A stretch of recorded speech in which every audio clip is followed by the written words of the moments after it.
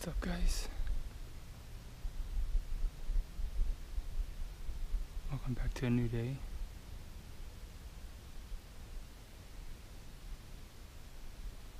I've actually been out for a while already.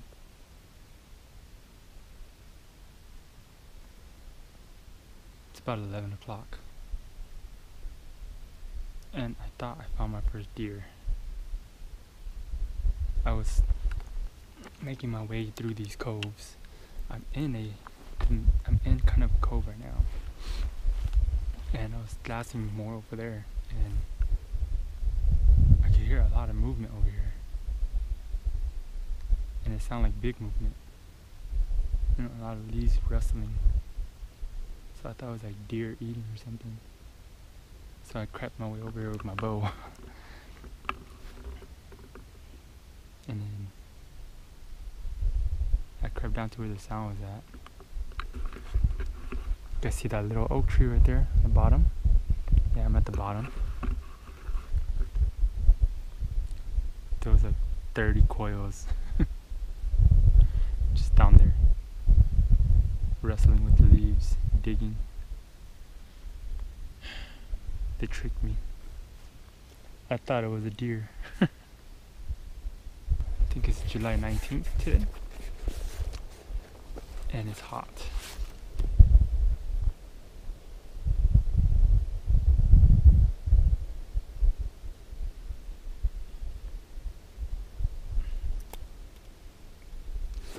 It's really hot. A lot hotter than the other day. Got played by the weather today. Guess that was kind of my own fault. Back at home there's supposed to be like a possibility of rain, and it was super cloudy, which the cloud is making its way over here, I think. I could be wrong, but it's supposed to rain back in Fresno, so I thought it would rain over here in the coast too. But I get out here and there's like very little clouds, and it's really hot. I kind of want to go over this hill and check it out because there was a crow flying around me earlier. I'm pretty superstitious and I believe in stuff like that. They know, and they see hunters, so they know hunters. And I just feel like crows are smart, they're not dumb. And believe it or not, the other day, I should have put it in my video. I didn't. I recorded it right before I spotted those 2 bucks the other day. There's a bed right here too, by the way. That's why I stopped right here. But the other day, right before I saw those bucks, a crow actually flew over and circled me a couple times.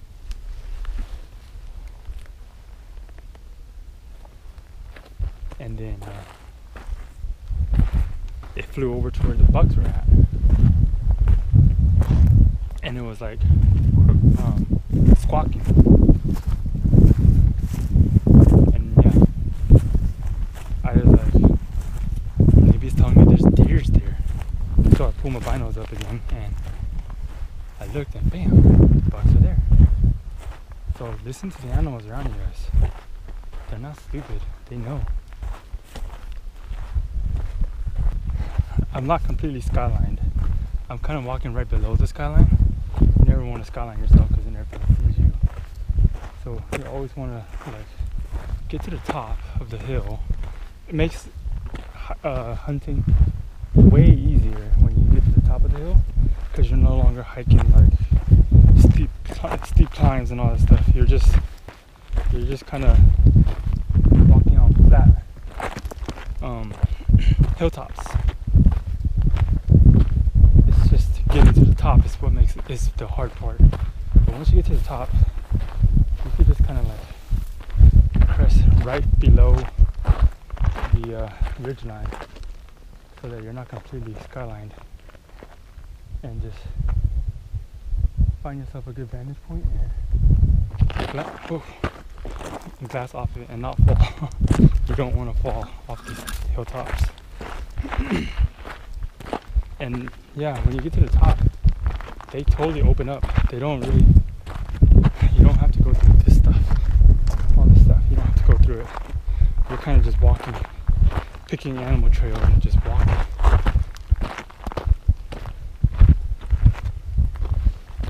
Which is what I'm doing now. Don't want to fall, man. That's the one thing you don't want to do. It's a long ways down. Let me put up my poncho really quick before I start glassing. Because the sun's going to be right over me soon. And it's hot. Good thing is, it's the same color as this stuff, so should be able to hide me pretty well. Rain ponchos are super universal, guys. Always have one in your bag. When it rains, you're covered. When it's hot, use it for shade. And when needed and necessary, use it as a blind. And it's super lightweight and small.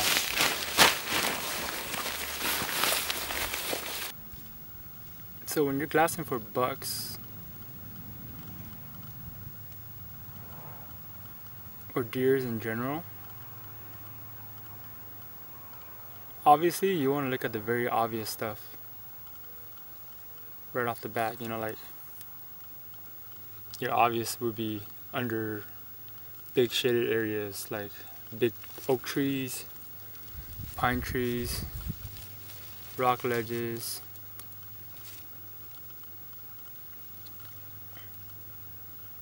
and stuff like that. And you might get lucky and find something. But what I can tell you is you're gonna have better luck looking under I actually like glassing with just two. I like a bipod and not a tripod because I have more stability over it. But yeah,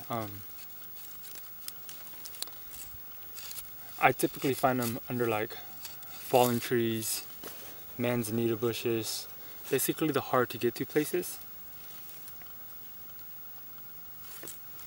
It's kind of where you want to start. It's already showing that my camera's overheating again, and it's in the shade. So basically you want to look at places that you don't expect to see them. Like if you see a fallen tree, chances are they're using that fallen tree to hide from the sun. Or if you see like a thick manzanita bush, they're probably hiding in the manzanita bush. Which is where I found that buck the other day, kicking out of bed under the manzanita bush.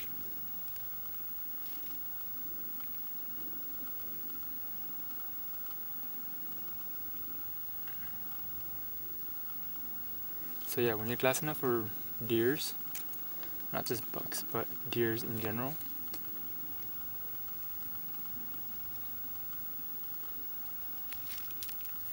look at places you wouldn't expect to find them. It's probably where you're gonna find them.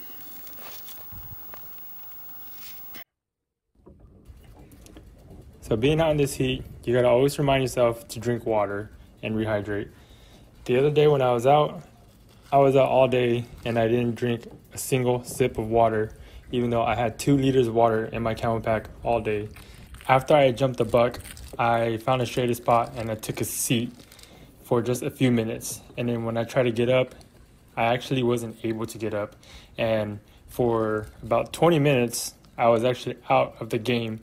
I tried standing up another 4 to 5 times. Every time I tried to get up, I got lightheaded. And if you guys happen to watch the video, I had actually not carried my pack with me while I was chasing the buck. And I did not have water in me even though I was lightheaded. I didn't hit record. Okay. It's super windy, so I hope the wind isn't too bad for you guys. But I took a break up top over there and eating, drinking, rehydrating, glassing. And now I want to make my way to that ridgeline.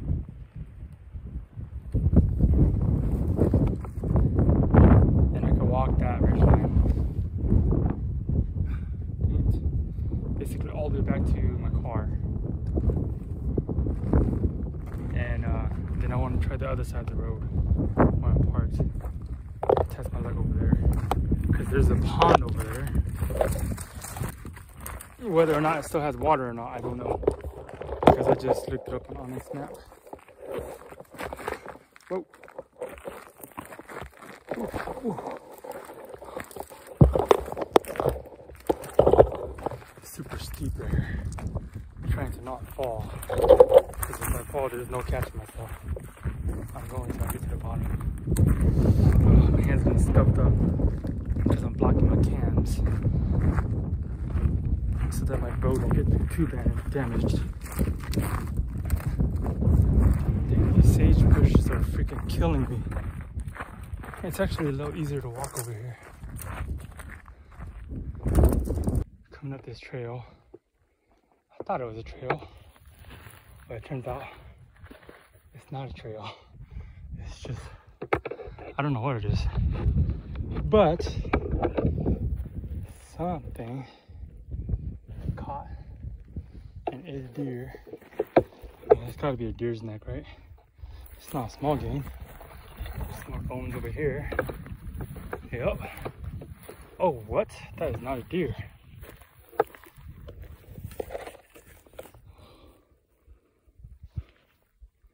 I don't know what that is. It's a coyote. Yep. It's a coyote. I think there's only one thing out here that'll catch and eat a coyote though. I don't know what that is. It still has fur on the nose. For sure, a coyote.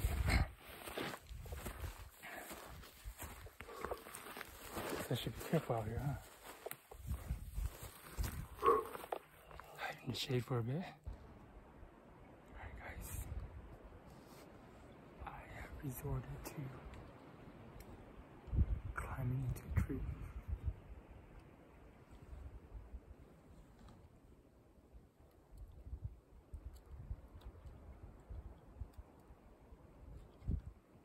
It's a very big patch of oak.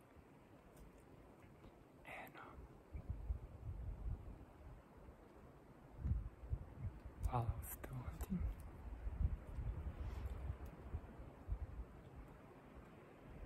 I saw a bunch of dogs go through here.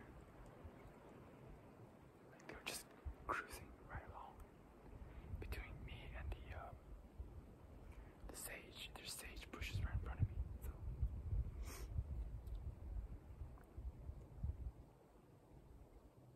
I figured if the does came through towards last light, the bugs should come through. I hope.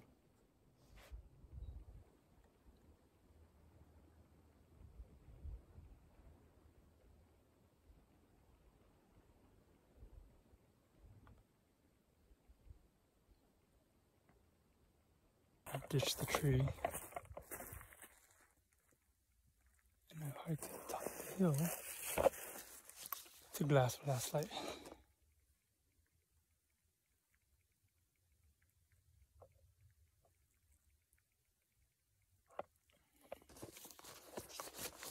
I spotted a 14 in those rocks right there. Unfortunately, I only have 10% battery left on here, so my phone has gone black, or the brightness has gone very low, so I can't see to phone scope. The other thing is, there's a couple of guys over there already putting a play on that buck. It's not a big buck, but it must be a legal buck for them to go after him. It's too far for me to tell. I mean, the fact that I can see antlers probably means it's a legal buck. But I'm up on the ridge line now, walking to the end. And I'm just gonna glass for the last bit of the day. See if I can spot anything moving for tomorrow. Tomorrow I will be back out earlier than this because my kids don't have school till 11. so I don't have to get them ready. With the last bit of legal shooting light, I finally spot a shooter buck 200 yards off the trail, and I make my way over there as quick as I can to make a play on it. If this goes down, I only have like 30 minutes to make a play on this buck.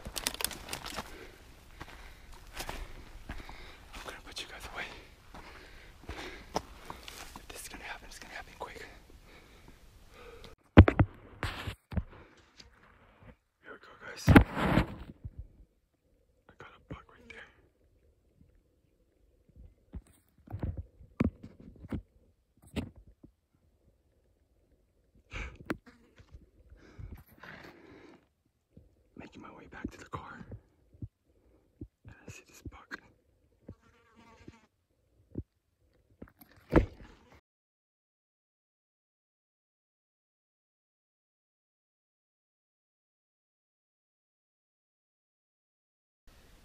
He's in those bushes right there. I don't know. I'll pinpoint it for you guys. And I am running out of light. I gotta make sure I have enough light to get back to the car.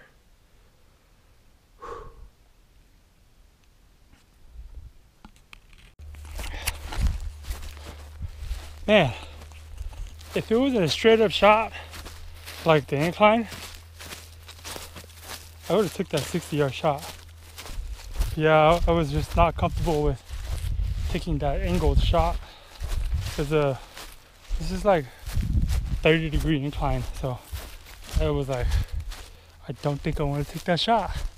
So I didn't take the shot, and he busted me. Oh, now I gotta find a way through.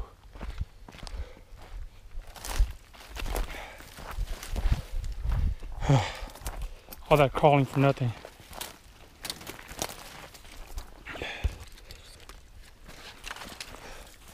This is where I crawled in. But going back, I don't need to crawl.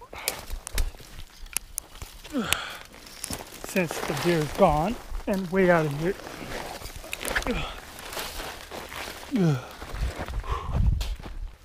Oh, fun. I do not mind being able to chase bucks like that every time. How come? It will make it worth it. I'm trying to find a way through without having to bash my way through these sage because they're kicking my butt. Alright guys, let's cap this video off. Current time is 9:10. Never again am I going to take a tripod at last light into those sagebrushes to make a stock on a buck. Let me tell you, it was difficult going in with the tripod, and it was difficult coming out with the tripod. At one point on the way back, I was ready to just ditch it and just say forget it and leave my tripod, because man, that was hard pushing through that sagebrush with my bow and my tripod. Having no hands to clear the way for you is extremely difficult. I brought both of my hunting shirts for cases like this. I could feel my stomach pretty scuffed up because it was getting dark, and I did not want to have to push through that sagebrush in the pitch black. But yeah, I'm out. It's past 9. I could have shot that buck